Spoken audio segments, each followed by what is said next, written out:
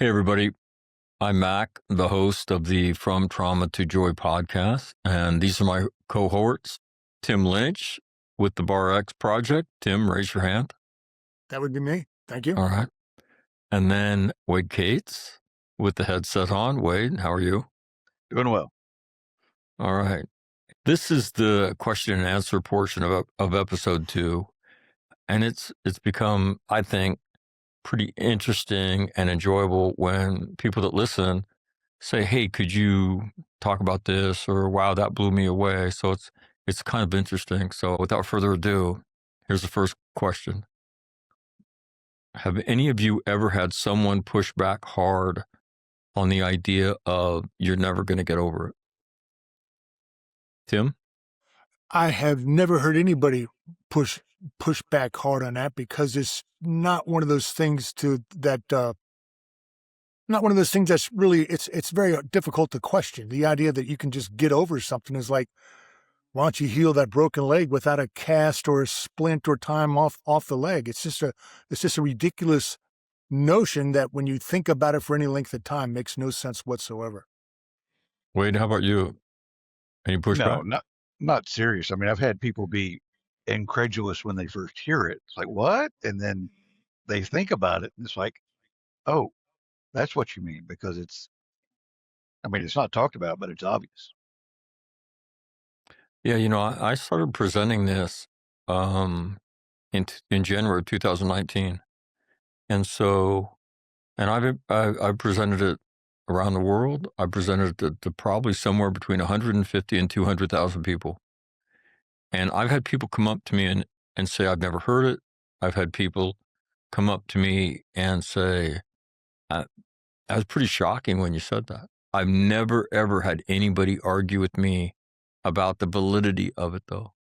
Yeah. Which is, again, I think the power of the statement is that it's rooted in the truth, right?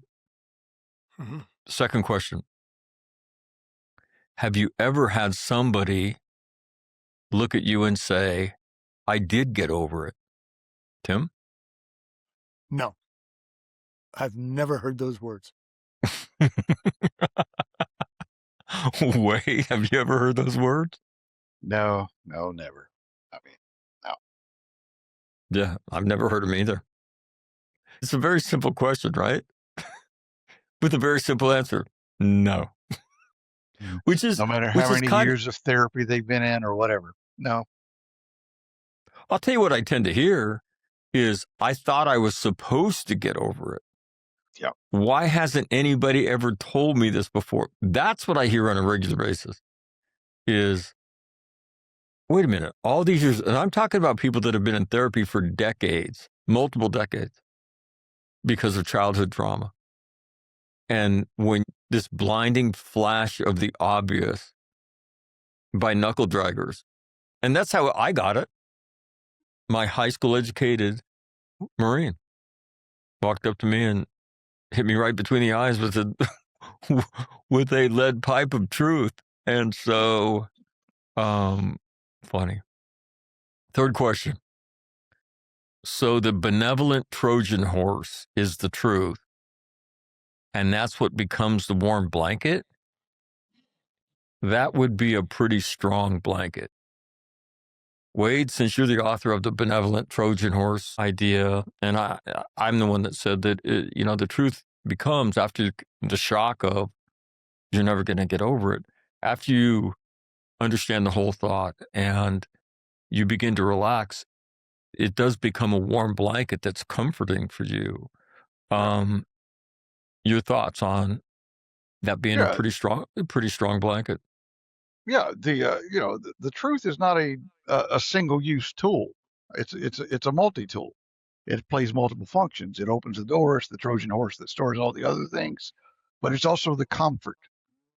The truth is comforting. It's the warm blanket that shelters you and shields you from the cold. The reality of what is. That sounds inarticulate, but the acceptance of the reality and the acceptance of the truth gives you comfort and warmth. But the truth is multifaceted and it's a multi-tool. It's not a one and done thing. Timmy, thoughts on that being a warm blanket? Yeah, well, when you accept the Trojan horse concept like that, it kind of sneaks in some positive effects underneath something that you wouldn't suspect is ever going to be positive at all. But there are some positive effects once you accept what you understand to be the purpose of the Trojan horse in that case. And it's just one of those jujitsu moves that you wouldn't expect, but Well, one you that when you know, understand it works. the when you think about it, the reason the Trojan horse works because the Trojan horse came to me in the form of Lance Y. Mm-hmm. Completely trusted human being by me, right? Completely trusted. It comes to Wade in the form of Dan Combs. So, I mean, this Trojan horse is allowed into the city, into the walled city like that. And that's that's why we all need each other so much. And that's why, people listening to this, that's why you can be an agent of change far beyond what, in my opinion, a therapist can do. Because you have access to the inner sanctum. I mean, in the Wizard of Oz, when they look behind the curtain and there's a wizard back there, you're back there, right? You're the wizard because you have access and these powerful, truthful things. And then I'm I'm the wizard for Timmy, right? These things he's listening to the podcast and he's hearing them and then he's writing them off until he can't write them off anymore. And then, and then other things happen. So I think that Trojan horse is a great example because this giant wooden horse in its actual form on this path from trauma to joy comes in the form of somebody who loves you and somebody who respects you and you have reciprocal feelings exactly like that. And so you let that person in willingly. And then, as we say, the truth lands with a thud and needs no salesman. You hear that. And as Wade said, it's true. Instinctively, that stuff's true. But any other thoughts, Wade, Timmy? Mm-mm. No. Yeah. So that's why the benevolent Trojan horse has a close friend's big wooden face on it. That's what the horse looks like. So next, I'd like to hear more about addressing this with children. Wade, how old was Esperanza when this happened? And 14. 14. Yeah. My sons were 9 and 6. Timmy, I don't know if you've ever addressed it with children, but you obviously chime in. Wade, your thoughts on addressing this with children? Well, it's a vital skill because the reality is, the nuclear family is not what it used to be. It's almost an anomaly. So you have to deal with the separate separation of parents, the split custody agreements, and children have to deal with the death of grandparents and sometimes siblings and pets, and all that's involved in their little world. We tend to see them as unaffected by the things around them, but the truth is they're affected by everything around them.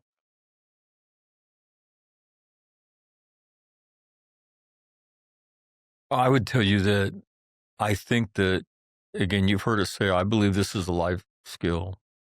Yeah. And so, but I didn't know any of this when I'm doing it. All I'm doing is trying to be a good dad because I know my sons are going to hear about this and they're going, in the conversation, I had to go get a haircut because we were going to fly up to Sacramento where the murder of my nephews happened. My sons are 9 and 6. My nephews are 6 and 4. I get them both in a car. We're headed for the barbershop. And I tell them that something bad happened today, that their cousins were killed. My 9-year-old son in the back seat says, were they in a car accident? And I said, no. And I had to tell him the truth because my dad was involved in Major League Baseball. The story had gone out nationally. It was on ESPN, and their friends were going to know, and they were going to get asked about it. And I said, no. their dad shot him in the head with a gun, and then he killed himself. My 6-year-old son, Patrick, who's sitting right next to me, his legs aren't even long enough for his feet to be on the floor, right? His shoes are sticking straight out. He looks at me and says, Dad, why would a dad do that to their kids? And I did the best I could to answer. What I told him was, sometimes people go crazy, Patrick, and he went crazy today. But what I found was, I mean, talk about an intimate moment with your kids, right? And I'll give you another one. A year later, and then you just try to talk to them. But I at that point, I don't know any of what I know now. A year later, we were in Sacramento, and my 2 sons and I, and my younger son said, could we go to the cemetery? And I said, sure. And I remember thinking, hey, man, you got to be tough. And the tough guy thing lasted 2 seconds, I'd never seen their little gravestones in the children's part of the cemetery. And so we go there and we do what families do, right? You clean up the gravestones and we said a prayer. And then as we're walking back to the car, my younger son, Patrick's in front of me. My older son, John's to my right. And John says, hey, Dad, can I ask you a question? And I said, sure. And he looked at me and he said, do you think it hurt? And I lied to him. I said, John, 1 second they were asleep and the next second they're with God. And now you can talk to them and sometimes they'll even answer you. But as all of our kids have grown up, they've all heard this story and they've all heard the truth. Okay.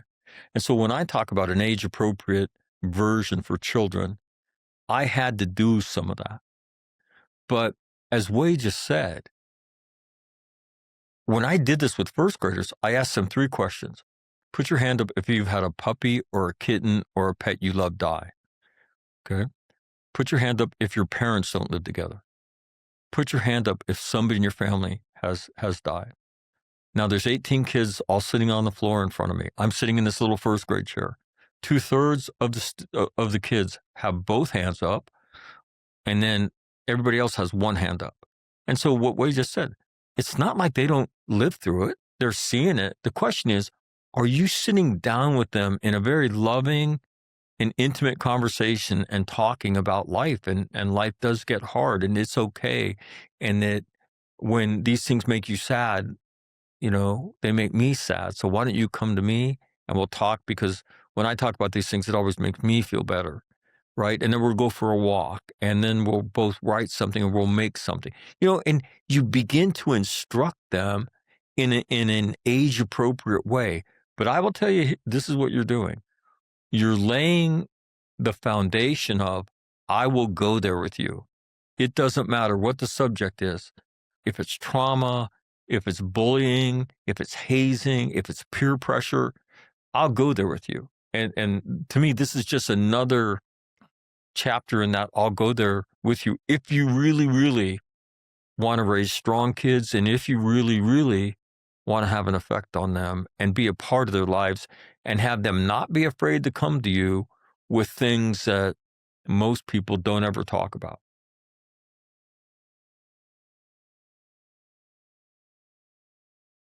That's it. Yeah. With my Mac, you're a genius. With my grandkids over in Australia, the only chance I have to interact with kids is to tell them to stay off the fucking lawn.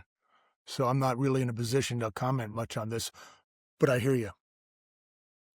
No, and none of the kids are on my lawn anymore. It's a miracle. The kids are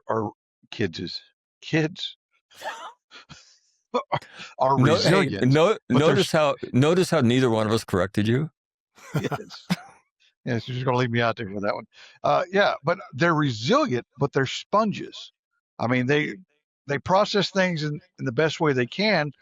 And what you want to do is give them the proper framework for processing this, so it doesn't become a problem later on. I mean, this stuff never goes away, but giving them proper context and proper framework helps them to file this in the appropriate categories versus their mind creating scenarios that are unrealistic, or that's where paranoia comes from and things like that. is, you know, they think everybody's going to die or this is going to happen to me or whatever. But you have these real life conversations that, yes, sometimes this happens, but it's not necessarily common or normal, but these things happen. Give them the proper context to file it away. You know, and as opposed to, well, that makes him cry or leave the house and we don't talk about that. That's Yeah. the alternative. And I would say that's the norm. Okay. Yeah. The norm is we don't talk about it. That was really, again, I remember the first time I ever saw my mom cry. And I was in kindergarten and I came home and John Kennedy's funeral was on. And I didn't really understand what had happened, but I knew it had to be really bad because my mom was crying, right? And so those things make indelible impressions on kids. And the fact that you would take the time, because to me, so much of this conversation sounds like a conversation that a grandparent would have with his grandchild. Come here, sit down. I want to talk to you. And my point is, not only could we do it, we should do this. We have an obligation to them to tutor them about the valley of the shadow of death, right? We don't need to call it that, but I mean, we need to prepare them for it because we want them to be strong, to be capable of doing this. And so to me, you have a choice. They're watching everything you do in all this. Like, whoa. And like I was watching my mom cry during that funeral. I didn't really understand what happened, but I knew it must have been really, really bad because I'd never seen my mother cry. And I didn't understand.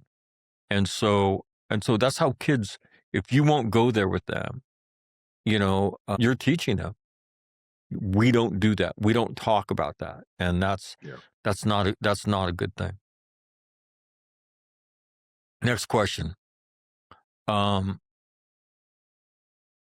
Mac, how long did it take you to come to understand the 4 points you make relative to you don't get over it? Let's see. I was told you don't get over it on September 20th, 1993. And I would tell you it wasn't until 2019. So that's 19 and 7, 26 years.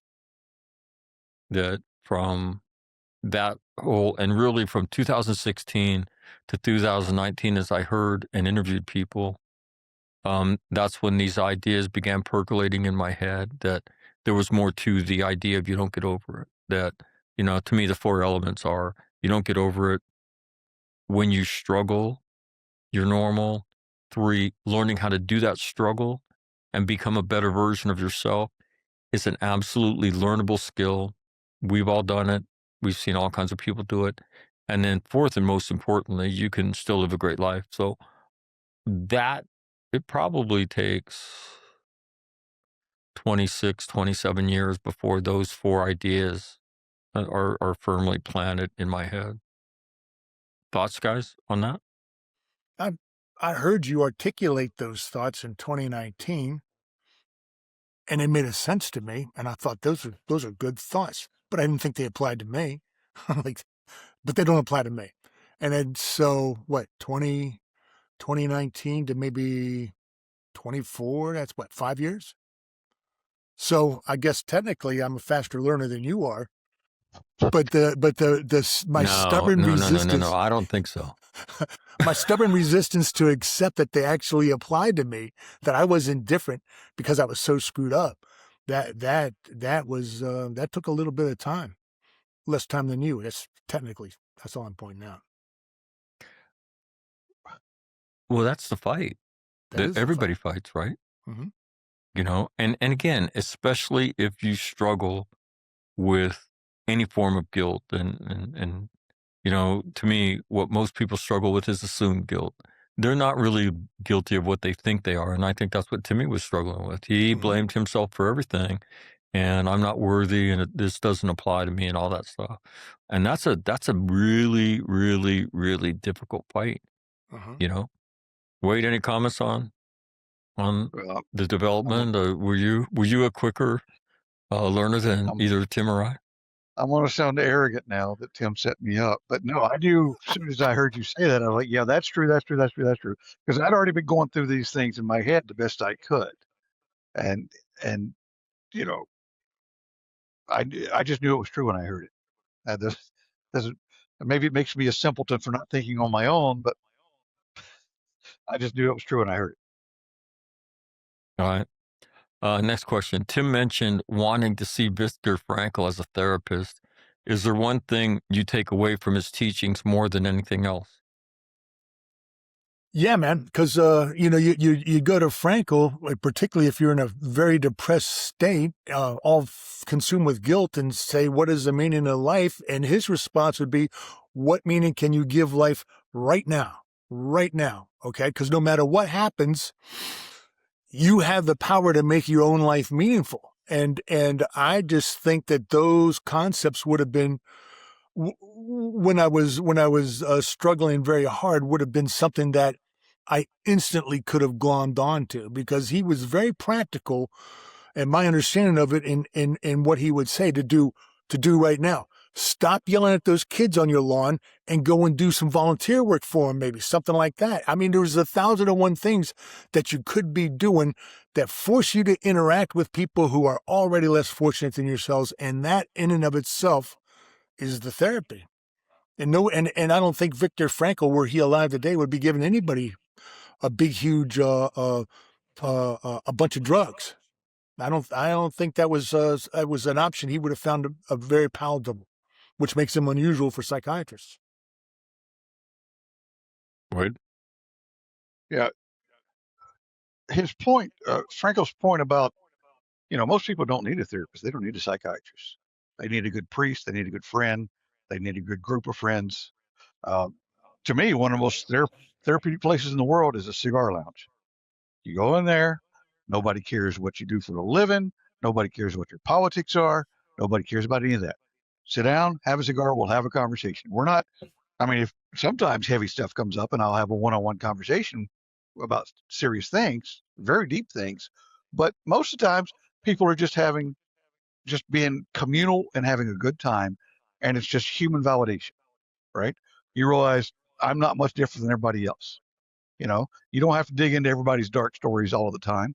Just go be human, hang out, be social, talk to people. I don't do good well in crowds, but in a quiet cigar lounge, 20, 30 people, everybody sitting around in chairs, just relaxing and having a good time. That's therapeutic within itself. That's one of the things Frankel advocate, not necessarily for cigar lounges, but those types of events, right? Just go be with people, go to church, talk to your pastor, talk to your priest. You don't necessarily need a therapist. You just need someone to be human with. Yeah, to me, the two things that I always take away is giving meaning to your suffering, right? Which is the broad theme of Frankel's work, right? His logotherapy. But I mean, along the lines with what Tim and Wade have said, the thing, he would say when he would meet people that would come to him that were depressed or struggling with some other issue, the first thing he would have them do is go down and work in the soup kitchens of Vienna, right? And feed the poor and the indigent, and he talks about the medicinal impact of that work. And they would come back and they would begin to be able to put their life in a little bit of context. That while they were struggling, there were certainly, and then it all became manageable and doable, and there was this optimism. But it began with helping somebody else, right? To be connected. And again, we're going to talk about this next week, but and to not be isolated, okay? Because isolation is a killer. But I would say those two things: give it meaning, and again, what those guys have said, and how, what an impact that had on people as they begin to serve others and help others. I found fascinating. Question for Tim and Wade: do you agree with Mac that you can change your life in weeks and months? Absolutely. Yeah, Absolutely. Why? because you can give meaning to your suffering, just as you just said. You always have the option to make your life meaningful. And to make your life meaningful doesn't mean you've got to go on an 8-month or 8-year slog. It doesn't require going up to Tibet and sitting on a cliff face with some kind of weird ass Tibet guy and drinking tea and mumbling shit.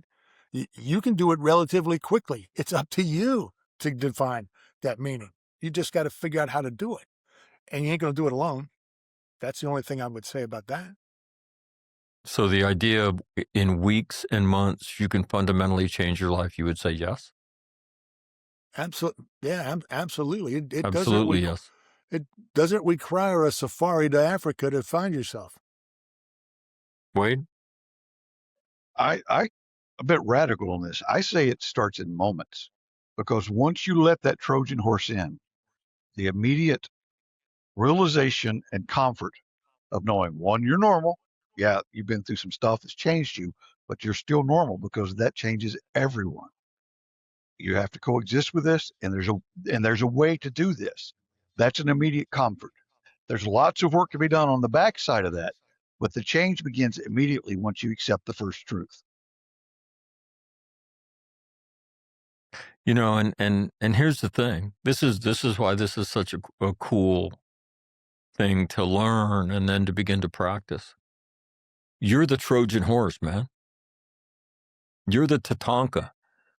You're the one that's in the inner sanctum. That's you. You're the Trojan horse. And no, and again, these thunderbolts, in my opinion, that that you begin to learn. If you begin to do these things, your life changes in a hurry. Then the question becomes, will you live with the discipline that it takes to sustain this and continue it? But for most of the people who I see learn this, the change is so dramatic, and they go from a dark place to a really beautiful place that they don't need a whole lot more encouragement or incentive, because it's the way they're living their life that has changed so dramatically. So, yeah, I knew I was right. The next one, be gentle. I almost fell off my chair when I heard that one. Are you sure you guys were ever in the Marine Corps? Yeah, I know that's not exactly. No, let me just let me because I uttered that. When you understand how hard this is, for instance, the great struggle is to live with discipline. Everybody fights it, right? I don't care how disciplined you are, right? I mean, Admiral McRaven and Oprah would be so disappointed in Wade today, because behind that curtain he's sitting in front of, he did not make his bed, right? And it's that discipline. It's that discipline to get up and make your bed, to get up and to tend to the infrastructure that you're going to create in your life that helps you live this, to be physically fit, to be financially fit, all those things that are required to live a great life, knowing that you're more fragile. So when you endeavor to do that, you're going to stumble, you're going to screw it up, you're going to get knocked backwards. And so the gentle part is, you don't need to have a seance or a pity party or to go to speak to some wise Tibetan monk, right, on some elevated platform. You don't need to do anything, be gentle with yourself, take a breath, get up, dust your shit off, and get going, right? Because the key to this is not trying to be perfect. The key to it is being relentless. If you don't quit, you'll get there, and you're going to stumble, you're going to have setbacks. And that's the whole idea of the gentleness. Be gentle, be patient, live with discipline, see self-discipline as self-love, which is a great quote. And the more you do that, the better your life will get. And so that's where the whole idea of gentleness comes in. Maybe it's not the right word. I don't know if there's a better word for it. patient. Is patient better than gentle? I'm not sure. So does using the word gentle make us non-marine-like? No, not at all. I think You know, I think patient would be better. I got to tell you, gentle. I mean, Kind of, but it's not. Look, but the concept is you stumble and you're immediately, it's like you're a self-fulfilling prophecy. I knew I couldn't do this. I knew I was going to fuck this up. It's real easy to stumble and fall. That's the only thing. So maybe you should be more patient with yourself, possibly gentle. It's a matter of taste. Well, and you want an But the example? concept's valid. You want to know? I'll give you an example. And Timmy alluded to this the other day when his wife made him call me. Yeah. And so he's talking to me. I'm listening. She's. You can hear how unhappy she is, and I can hear her. And I just said, "Hey, look, man, you know what to do. Dust your shit off, and do what you need to do." And he was almost like, "Is that it?" I'm like, "Yeah, right. You know how to be a better version. You've learned this stuff, but you have to apply it to yourself and take it more seriously." And again, I think sometimes we do ourselves a disservice because this is not an easy skill to learn. The valley of the shadow of death is not an easy place to exit, and you're going to stumble. And I think, again, the gentleness, and this is the Marine part for me. The gentleness is just a simple recognition that this is hard, but it's the relentlessness, right? That's what I learned growing up from my mom and dad, never to quit anything. The Marine Corps certainly, showed me a way to do that I didn't know, and pulled the curtain back on what it is to truly be relentless in any kind of weather, in any place in the world, under any circumstances. And again, I learned that from watching people do this and get up and do it. And so gentle is, I have to say, I'm not real comfortable saying the word, but I know it to be true. And so therefore I use that word.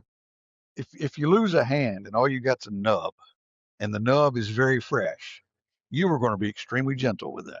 You're going to protect it. You're not going to bang it against nothing. You're going to be gentle because it's extremely painful. So it's not a position of weakness. I have to protect this because there is a weak spot here. It's not that I'm mentally weak or I'm totally weak, but there is a weak spot. So I have to protect the weak spot. That's the gentleness. Next question. 3 more questions. Being an informed consumer, I like that idea. Thank you for helping me. I mean, again, to me, that's what a lot of this is about, because, it was interesting when I would interview people on my podcast. What I found was everybody was doing this as a novice. And we were all doing it very privately because we didn't want anybody else to know how screwed up we were. And so in that very private place, we accepted advice that we probably shouldn't have accepted. We went on medications that we may or may not have needed, but we didn't know. We were ignorant. And so to me, what I hope people do as they listen to these discussions is become informed consumers. If you're going to go get a therapist, interview them. Hire the one you want to work with. If they want to put you on medications, have a long, drawn out conversation about what are these for? What are they going to do? Short-term, long-term impacts. How am I going to get off them? How long do you think I'll be on them? And so all of that. And if you're uneasy with a little bit of it, go get a second opinion. I mean, just be smart. But what I see most times is that, again, we do this very privately. We find somebody tells us to go to. We do what they tell us to do. instead of acting like you would say, well, let me take my car to another mechanic because that doesn't sound right to me. And so to me, hopefully, as you listen to these discussions, you become smarter. And if you're looking for a life coach, if you're looking for a therapist or whatever, go find somebody you really want to work with. And that's going to take you, doing some work and interviewing people. And then the same thing applies to the medication part of it. I'm not anti-med, but you need to go as an informed consumer to include, how am I going to get off this stuff? So, guys, your thoughts about that stuff? I think anybody who does even a modicum of research into the history and the purpose and the mechanism of action of antidepressants is not going to be prone to take an antidepressant. And there's an awful lot of pressure on people to not take that route, to not fight the system. Joe Rogan, I heard this clip. Joe Rogan was talking about the Theo Von guy.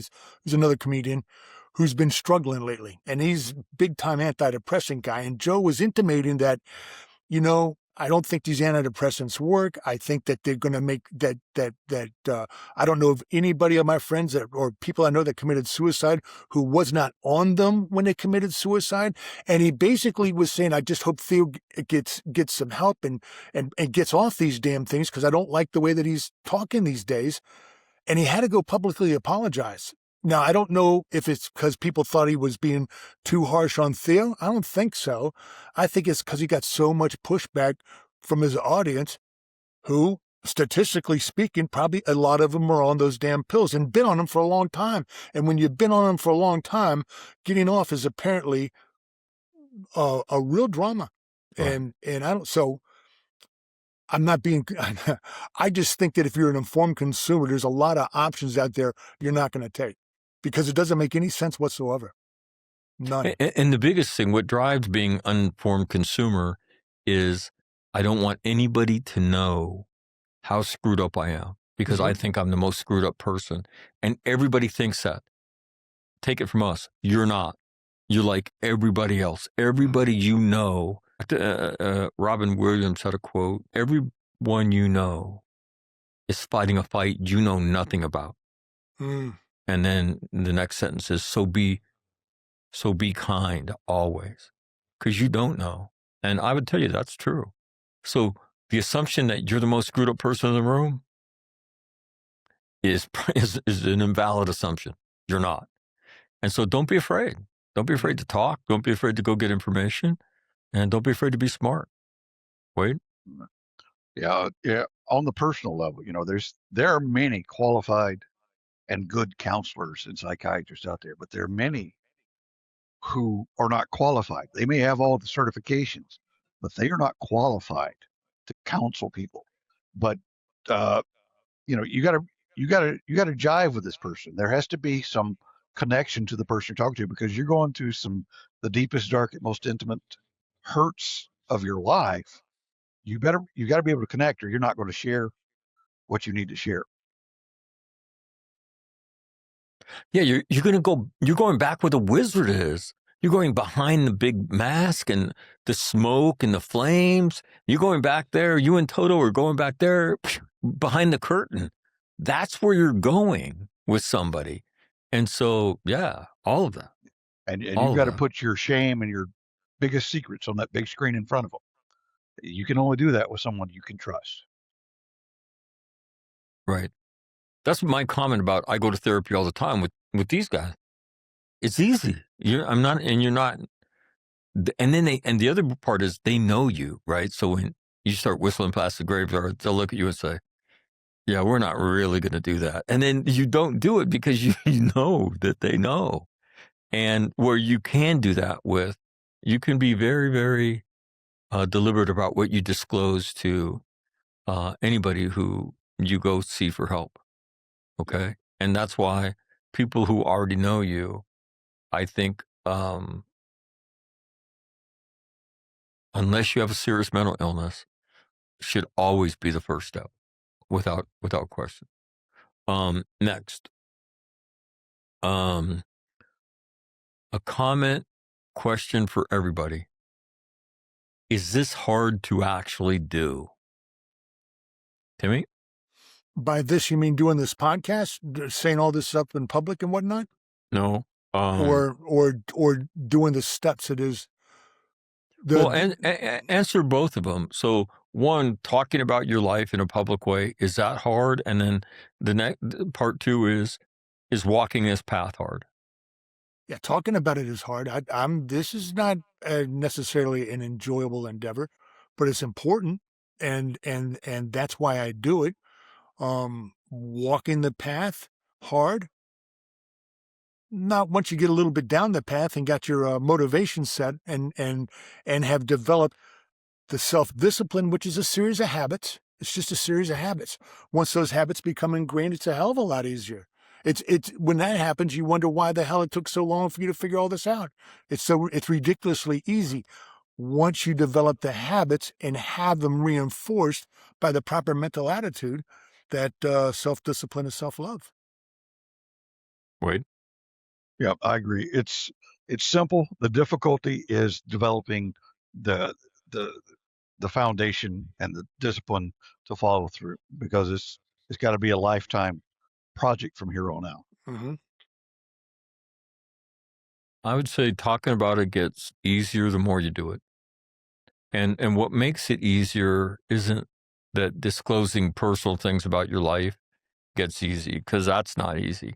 But when you see the effect it has on people, that's to me what's life changing.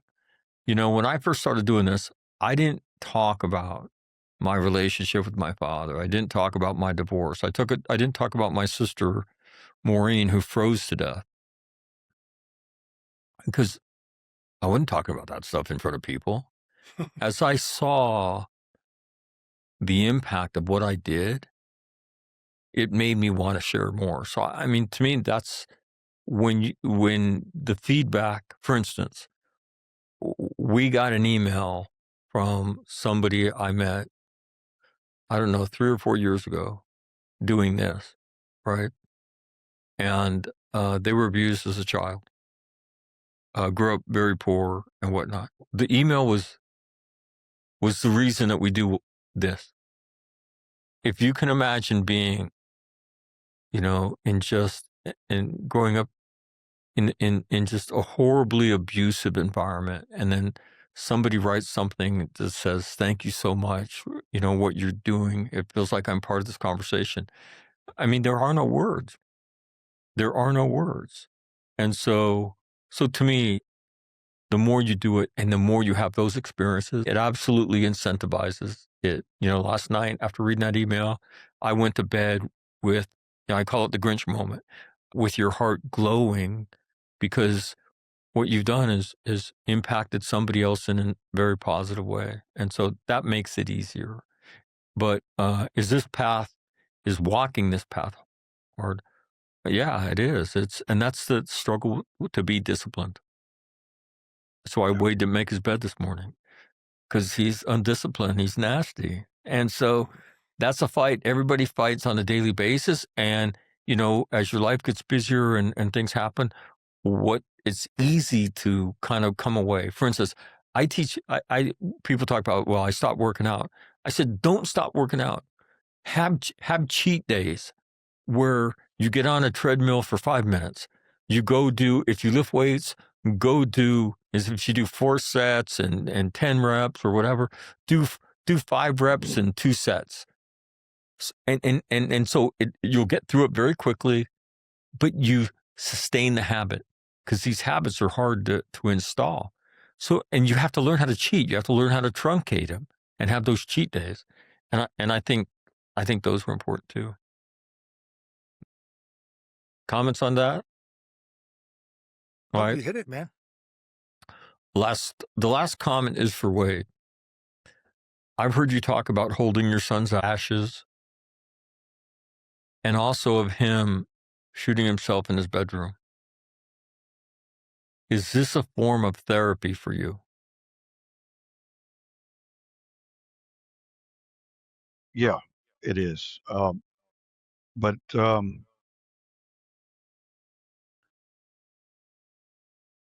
I think it's important to talk about, not because I'm a good storyteller, but there is shame and guilt associated with suicide. There's no shame and guilt necessarily if your kid is killed in a car accident by someone else, things like that. But my child killed himself in my house with my gun. And the tendency is we don't talk about that, which is, as we've already established, not the right path, right? So I tell the story, one, because um, I'm not the only family. I mean, not long after we started doing this, and I shared uh, my story in one of my cigar groups in a Facebook post, and a guy I never met before, fellow cigar smoker, lives up outside Chicago, worked for years at the Chicago Stock Exchange, reached out to me. His son, exact same story, everything, method, no obvious sign of descent into darkness other than just some emotional things, no no threats, no violence, nothing. Kills himself with a shotgun in his bedroom, you know. So one of the things I want to do is to pull back the curtain for the families and the survivors who are left. Right, what happened happened. I mean, you can't change the details. Um, I don't I don't feel shame anymore about the suicide. I'm obviously never ever going to get over it, but I'm not going to I'm not going to be silent about that part, about the details, right? Oh, my son's dead. Well, how did it happen? Oh, you can't ask that question. No, I'm going to talk about it because there's other people out there whose kids have done the same thing. There's other people out there whose kids are going to do the same thing.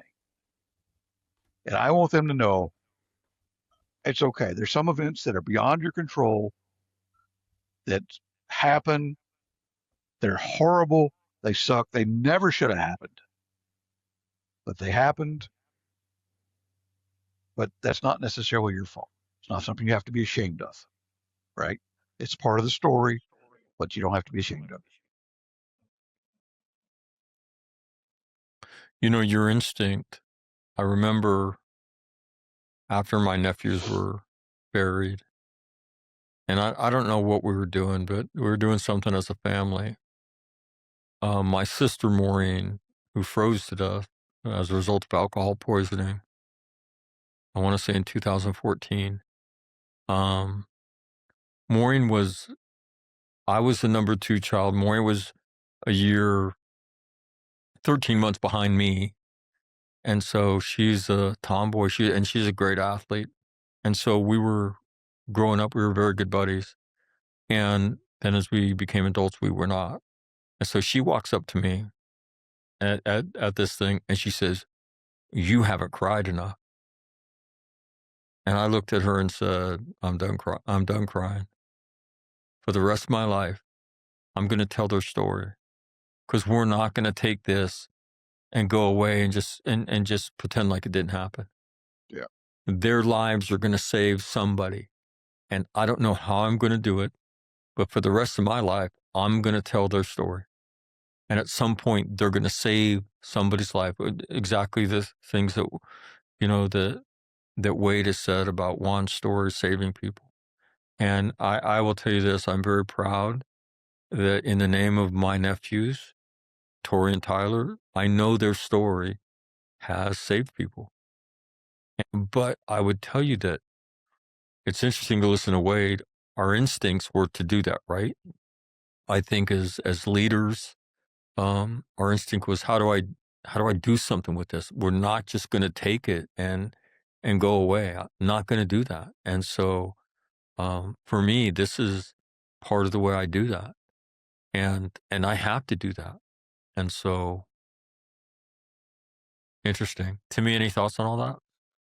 Nope, this is I think you guys have hit that nail on the head. It's I just respect Wade tremendously as to what he's been doing with this thing in his life, because he's helped a lot of people. I know that for a fact, to include me. Wait, is there any other way? No, I don't think so. I mean, the other way is, you start hiding from the details, and you've begin that process of insulating yourself from reality, which is the road to isolation, which is the road to death. I mean, isolation kills. You isolate. The only voice you start to hear is your own, and your own voice will lie to you in those moments. And I don't know the statistics. I feel this to be true just from observation, but anyone who has been close to a suicide is more susceptible to a suicide. Because it's like you said, when does suicide make sense? When it stops the pain. And that is the voice that becomes dominant in isolation. And that's what we're going to talk about. Not in the next episode. In the next episode, we actually talk about death. How to be better at doing death. So we talk about that. And then after that, in 2 weeks, a week from this Monday, you'll hear the episode on isolation.